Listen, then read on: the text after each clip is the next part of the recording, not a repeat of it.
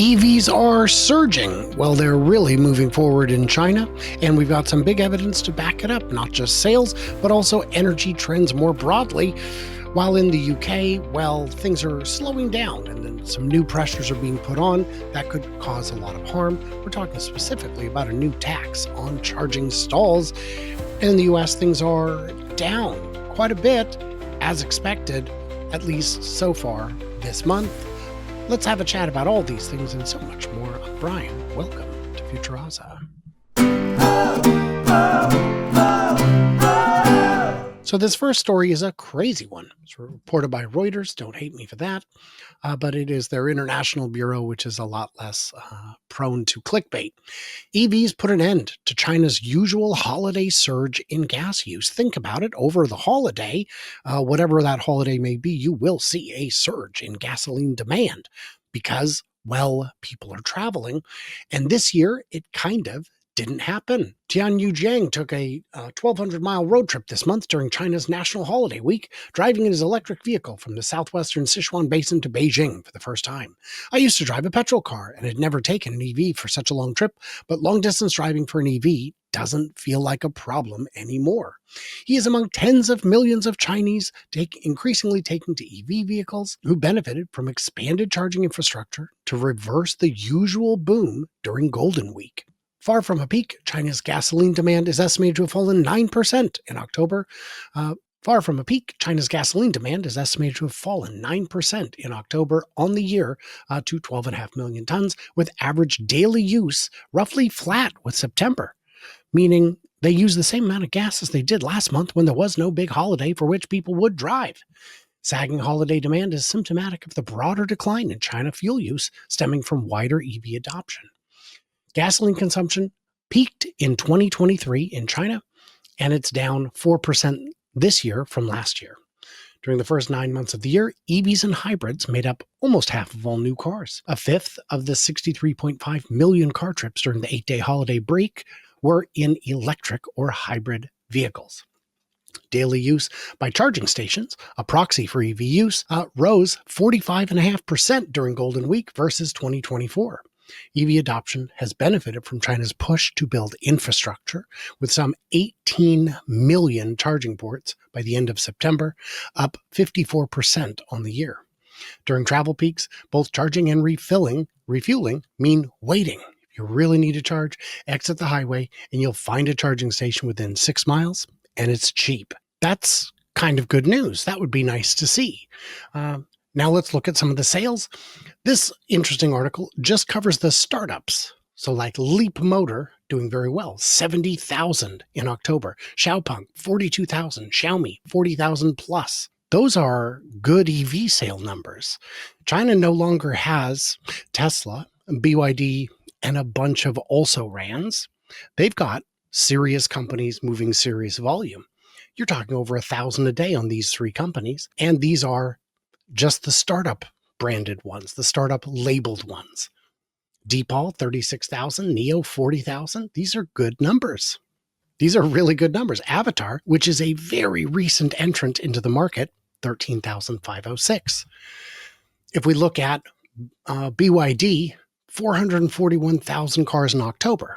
Not all of those were electric. Let's scroll down and find that. BEV passenger monthly sales, 2025. It's catching up to 24. It is still down a bit. The competition is coming. Nay, the competition is here. BYD has serious domestic competition. Some of the companies we just showed. If you look at this, we're looking at BEV commercial sales up drastically over last year, but smaller numbers, thousands instead of hundreds of thousands. BEV monthly sales, passenger vehicles, 25 is up. I see. I must have read the first part wrong. So yeah, we're looking at good EV sales for BYD. Big numbers, hundreds of thousands per month. That's very strong. Looking at the this one, this is what we saw a minute ago in the article. There's some interesting numbers in there. Okay, let's move on to the UK, shall we? Why not? UK charging industry could face a 100 million pound bill under the business rate change. Industry body says the proposal will force site closures, slow investment, and cost drivers up to £300 a year more. That's a big deal. UK charging industry is saying that it's not going to be good. What happened is there was a change. Conservative government said, hey, we're going to make this new law that says that all your chargers are not business. They're not part of a business tax, but your parking spots are.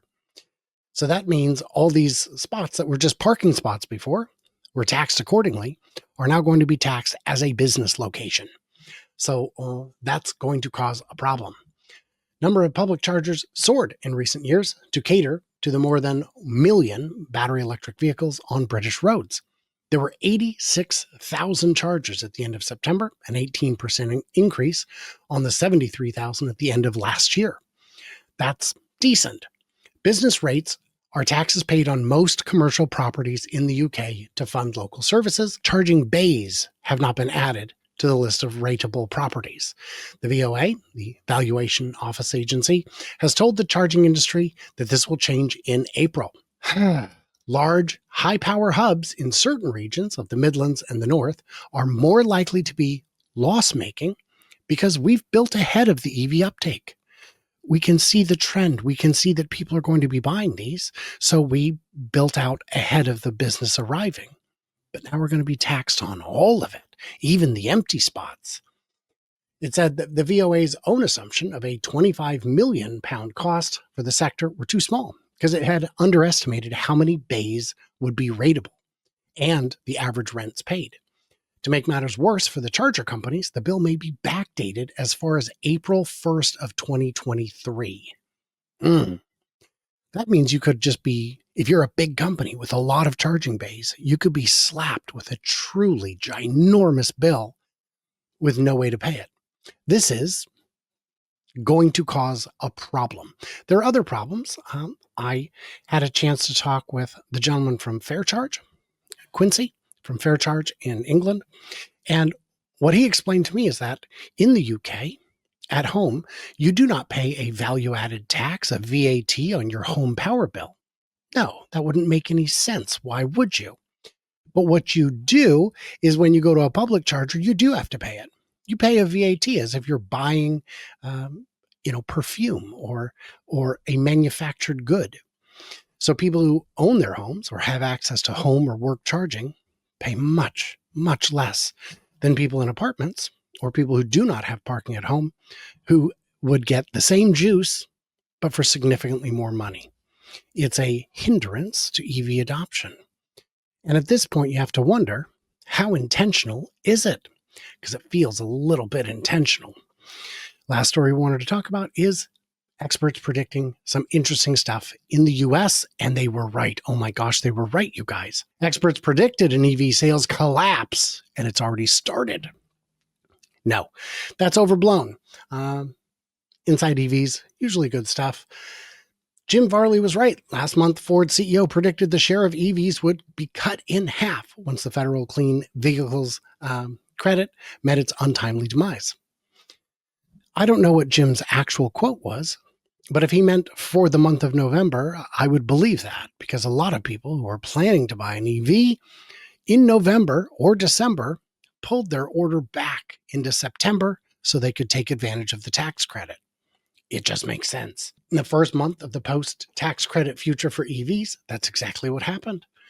The battery-powered share of sales also dropped significantly year over year from over 8% in October. The last time EVs made up 5% of U.S. vehicle sales was in early 22. Interesting. That must have been when we were coming out of the COVID crunch and nobody had cars available for sale and only Tesla was rocking them out the door. I don't know. According to S&P Global Mobility, some 64,000 new electric vehicles were sold in October. That's an epic drop from September, when Americans bought or leased nearly 150,000. Well, yes, but the purchases were pulled back into September. Where were you? Where have you been for the last 3 months? We knew that was coming. So the question is it going to be permanent? Plug-in hybrids got hit hard too, with their market share dropping from 2.2% to just 1%. I didn't realize it was that bad. That's terrible. The automotive industry is experiencing a significant recalibration in the electric vehicle segment in the first month following the expiration of the tax credits, said JD Powa's senior vice president of data and analytics. You could say the EV market is coming to terms with a new reality for consumer demand, one in which electric cars are now unsubsidized, more expensive to buy, and have to sell on merit alone. I mean, they are unsubsidized. Are they more expensive to buy?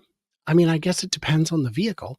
If you're looking at total cost of ownership, they're cheaper, almost all of them, than a gas counterpart. They're certainly better cars in many cases. They have a lot of technology that you can't get in a gas-powered car and have to sell on merit alone. Look, we're discounting the heck. We're giving so many subsidies to the fossil fools, but none to the EV guys. I understand the desire to take the thumb off the scale, but you took one thumb off and left the other one there. It's not what I would consider a level playing field. Importantly, though, the massive rush to buy cars since July has also resulted in a hangover. Yeah, because we sold so many that a lot of people are no longer in the market. Apparently, it could have been worse. Actions by multiple manufacturers to reduce EV prices and increase discounts to offset for the loss of the federal credit is helping to maintain EV affordability, thereby preventing an even larger decline in EV sales. Hey, we've got the Leaf and the Bolt coming out. They're both priced to move, 30,000-ish. Trim them out, and you're only going to get to about 38, 40,000. Still south of 40,000, as I recall. And then you do have to deal with the dealerships, which are the devil. Certainly a devil, if not the, but I think it's the devil, which is also what YouTube is, but that's kind of a different matter. Different devils, maybe different religions. It's not important. We're getting off track here, guys. The idea is that people are saying, well, I don't know if I'm going to actually be able to get one for 30,000. Will the dealerships throw on insane markups? Probably not. These aren't going to be the sort of high demand vehicles that people are clamoring for, and they can't get enough inventory in. And if they are, and if people are paying those markups, that means, that's a strong sign for demand. My concern is that Nissan and GM might not be making a profit on these vehicles. Therefore, they would be less inclined to make more of them. Because if you lose money on every vehicle you sell, the best way, the surest way to lose less money is to sell fewer vehicles, something a lot of these companies have been very good at historically. Manufacturers offering thousands in discounts make up for some of the loss. What happens next? Big tax credit is not, because the tax credit isn't the only big change. They've gutted fuel economy regulations and California's EV mandate, so car companies now face no penalties for electrifying too slowly. That means many will probably choose to dial back their EV growth plans while doubling down on their gas-burning cash cows for as long as possible. I made a video just the other day talking about GM. Are they doomed? Are they doomed? And the answer is no. They just made a boatload of money. They had earnings and profits that beat Wall Street expectations. And it's going to continue because they're just going to lean heavy back into making dyno burners until the last possible second. What this means is they will forfeit the majority of the world market and just focus on the one little market at home. Big market. It's a big market at home. They'll just focus on North America effectively. Really just the middle of North America, unless we get the tariff situation sorted out at the border. It's a crazy time we live in. China's moving forward, and the rest of us don't appear to be quite as interested. Very frustrating. Guys, what did I miss? What did I misunderstand? Leave it in the comments below and stay tuned, stay juicy, and I cannot wait to hear from you clever robots on the flippity flop.